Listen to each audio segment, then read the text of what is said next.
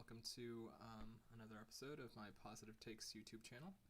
On this episode, we'll be talking about the final Daniel Craig James Bond movie, No Time to Die. From what I understand, this was a minor success at the box office, but I think it's definitely becoming a lot more successful now that more people are able to just actually see it. Now that it's become available on home video, Redbox, streamable, stuff like that. So I have a lot of feelings about this particular entry, but my main takeaway is I really saw this as kind of a corrective on the the previous one, Spectre, which I think a lot of people kind of lambasted, not that many people enjoyed, and there were a lot of flaws in that film. It's probably my least favorite of the Craig Bond era films, after Quantum of Solace, which I thought had similar flaws. And this one, I think, really harkens back to the original Ian Fleming Bond stories. Anyone who has actually read any of those stories, even the short stories, you can definitely see that, Craig's Bond really hews a lot closer to that character, as opposed to some of the other, Roger Moore, Timothy Dalton, even Sean Connery. I think is pretty significantly different than the established character. So what I really enjoyed about this one, first of all, was that they are actually able to craft an ending, a proper end to Daniel Craig's Bond, and that Daniel Craig, I think, did a lot of work, alongside the script, in really humanizing this Bond, making him feel like what an actual human being would feel like after having gone through all these scenarios and situations. And this is really a Bond who kind of wants to get out of the game, just be done with it, and kind of enjoy some retirement. But of course, various forces end up pulling him back into the game. So the start of this film I thought was really strong, and you get little Easter eggs and visual cues throughout. We finally get a pretty straightforward Bond gun barrel sequence, and then we're immediately thrust into his sort of happy life with his love interest from the previous movie, Madeleine Swann, who he's settled down with now and is enjoying some time, well-deserved rest with. And that's all brought to a close as he unintentionally sets off a trap left for him at Vesper Lynd's gravesite, which is a bomb intended to kill him, straight off. And what that ends up leading to is a pretty well-done action sequence where several people are after him in cars with guns. And there's the establishment of a second heavy, which is, this guy with a glass eye and a very, zillennial haircut, I guess I should say. And the cinematography in this movie throughout is very beautiful, really crisp, clear, none of that, shaky James Bourne cam that they overused in particularly Quantum of Solace. It's just very clean shots, really clean cinematography throughout. And some really good acting from pretty much everyone involved. So this sequence, culminates in him, saying goodbye to his love interest, who he thinks may have betrayed him, but he's not sure. It's kind of that, paranoid, Cold War spy scenario where you don't know who to trust. This ends up, incurring sort of a time skip, where Bond is off on his own, and some plot is being put into motion. And we also established very early on that Madeleine Swann has more of a backstory involving the person who killed her mother, who is someone trying to seek revenge for Spectre and for the things that were done to his family because of this. And this is Rami Malek. Kind of strange casting just in the sense that he is obviously much younger. They're using makeup to kind of age him up. He also survived sort of a chemical attack, so his face is all messed up, and he wears this very creepy kind of baby doll face. And we see in the opening shots that he actually saves Madeleine Swann when she was a child. I kind of thought that they were going to have it be that he had actually raised her and that was her backstory, but it was really just that one moment of saving her that's, is a bit of darkness in her past and her connection to him. So from then we go to the present where now Rami Malek's character, and who has a very strange name that to me throughout kind of sounded like Lucifer, maybe that was intentional, Safin, and his agents are on the quest for this mythical MacGuffin, Heracles. Maybe some references to the Metal Gear Solid series here. I believe the director is a fan of that. Very much reminiscent of the Fox Die MacGuffin in that series, which is like a DNA-coded assassin. You put the DNA of whoever you want hurt, and then it specifically targets that person and no one else. So this leads to Bond getting re-embroiled in MI6.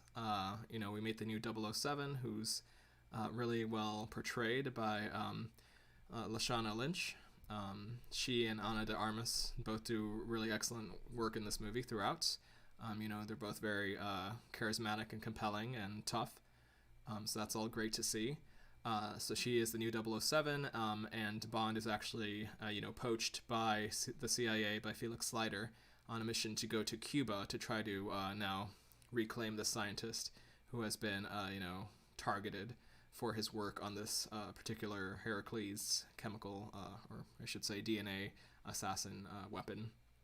I would say the Cuba sequence is really well done throughout. It's very fun, again, very cinematic, really well lit. We kind of see Spectre partying down, which is a fun sequence. They're just having like a very hedonistic sort of celebration for Ernst Stravo Blofeld. So that's a fun little sequence, just seeing how, they've actually been betrayed, and Spectre ends up just getting taken out, which is pretty funny, considering how much they've been built up throughout the series. So from then, the CIA betrays Bond. It's this guy who's in a bunch of movies, who is always kind of a slimy slimeball character. And Billy Magnuson, playing Logan Ash, and it's kind of a sad moment, but very fitting. Jeffrey Wright's character gets killed, and he just submerges into the sea, and then Bond is left to try to pick up the trail and pick up the pieces again. He is again rescued by MI6, and he has a very dramatic, I guess, sort of sarcastic encounter with M, kind of accusing him of having done all this stuff. Unintentionally created this mega threat to the world. Become a small petty man. Some really choice dialogue in that sequence. And I should say throughout that the dialogue is really sharply written throughout. And I think that's the influence of, they got some new screenwriters in this one, particularly Phoebe Waller-Bridge, who was able to punch up some of the script throughout, and I think some of the best lines in this movie are probably her responsibility. Then we go from there to, now they have to actually rescue, or interrogate, I should say, Blofeld, to try to rescue this plot. So this leads to another sort of interesting scenario. Safin recontacts Madeline Swan and says, basically, you need to bring this poison in, or I'm going to threaten you and the life of your daughter as well, who we find out about more later. And I think that might have been sort of a divisive decision, to give Bond an actual child, and an actually family. He has even a line later in the movie that's like, take care of my family. He's not sure what to do with it. So we get another confrontation with him and Blofeld. And again, I think this was kind of, underdone in the sense that, Blofeld's kind of just like a blowhard. He doesn't really have anything that compelling about him. He's kind of insane and just has this really kind of ridiculous Austin Powers-y familial relationship with Bond. And in this scene, Bond actually straight up just tries to strangle him to death for a moment, but he's pulled away. But of course, this Heracles has been activated and ends up killing Blofeld anyway. So goodbye, Spectre. And then we find out, thanks to the work of Q and some of the other agents who are kind of sympathetic to Bond, and we find out also that Q is actually gay, which is I thought a really nice touch. Kind of makes sense.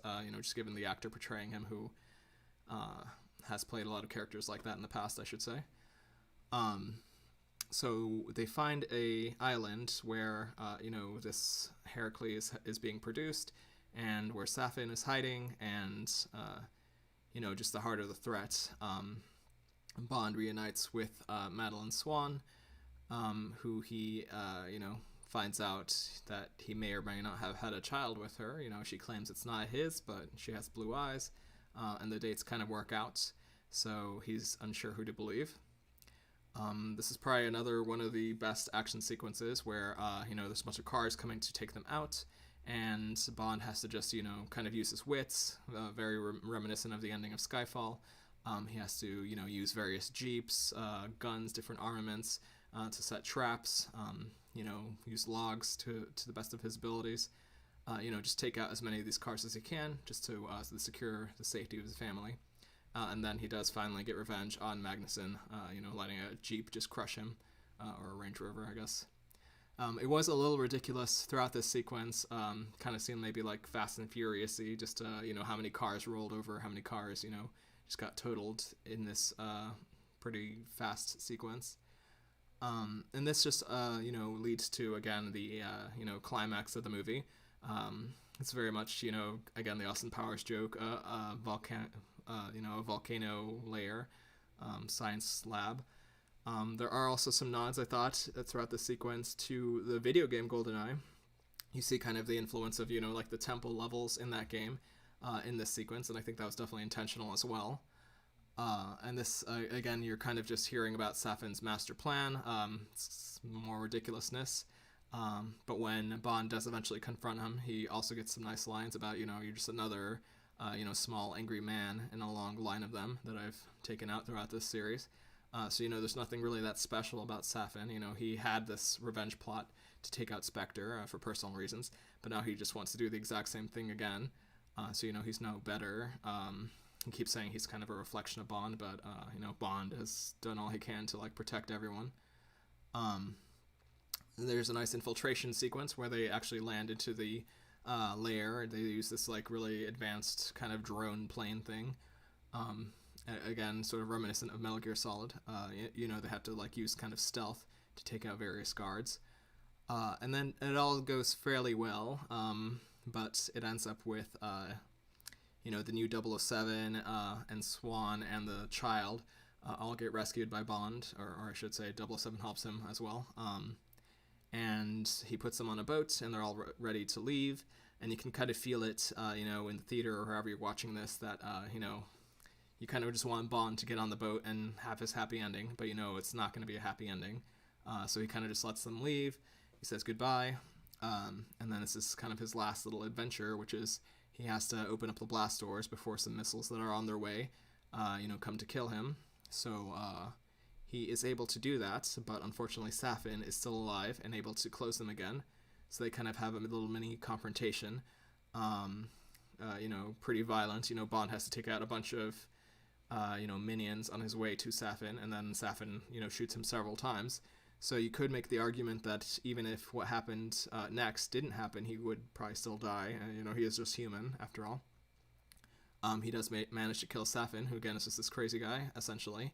But Safin has his final revenge. He's used the Heracles keyed to Madeleine's DNA and Bond's DNA.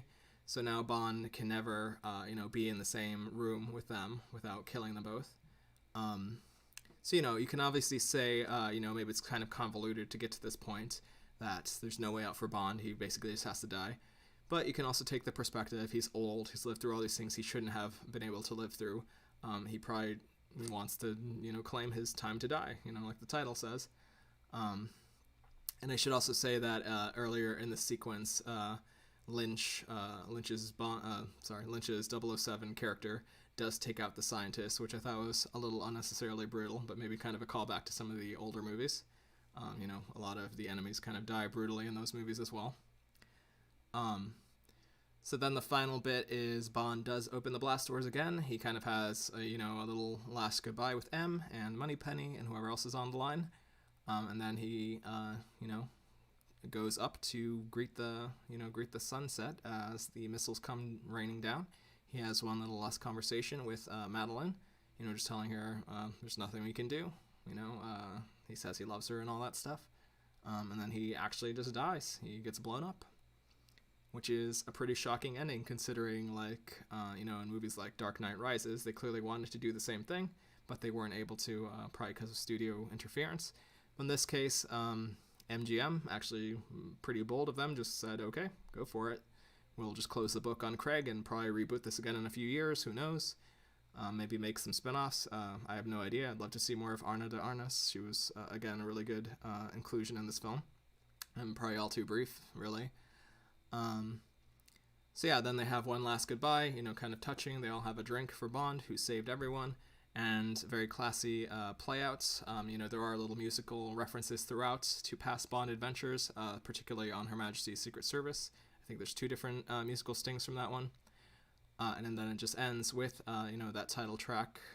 We Have All the Time in the World, the Louis Armstrong song, which is a beautiful touch. This is very much an inversion of what happened in that movie, where he got married and his wife is immediately killed. So this is the opposite. He dies and his wife and child get to live, which is a fair trade in his eyes. So again, I think for any of these big Bond movies, they're always like, really big British film productions. Everyone probably has a lot of eyes on it.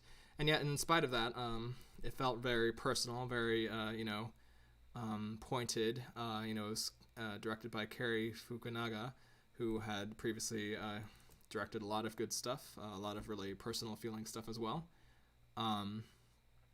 Someone who, I think was a great choice for this, to kind of bring it back out of, the place that had been left with Spectre, which wasn't a very good place, in my opinion.